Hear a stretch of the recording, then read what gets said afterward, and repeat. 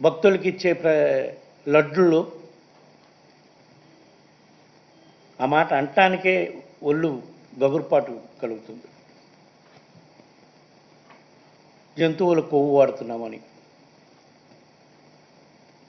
మాట్లాడటం చూసిన తర్వాత నేను అప్పుడే చెప్పాను, ఇంతకన్నా నీచమైన ఘోరమైన కార్యక్రమం ఒకటి ఉండదు. నేను వెంకటేశ్వర స్వామిని నమ్ముతున్నాను, మీరు కూడా వెంకటేశ్వర స్వామి భక్తుడని చెప్తారు కాబట్టి రండి ప్రమాణ స్వీకారం నేను చేయటానికి సిద్ధంగా ఉన్నా. వెంకటేశ్వర స్వామి పాదాల చెంత ప్రమాణం చేస్తాను. నేను నా కుటుంబంతో సహా వచ్చేస్తాను. మా పాలనలో ఎటువంటి చంద్రబాబు నాయుడు గారు ఆరోపణ చేసినట్టు ఎటువంటి అక్రమాలు నీచమైన కార్యక్రమాలు జరగలేదు.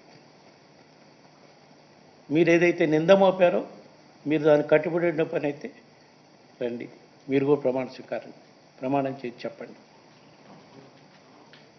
లేదా మీరు భక్తుల మనోభావాలు దెబ్బతినే విధంగా చేసిన దానికి మేము చట్టపరంగా న్యాయపరంగా ఏం చర్యలు తీసుకోవాలో ఆ కార్యక్రమం చేస్తాం.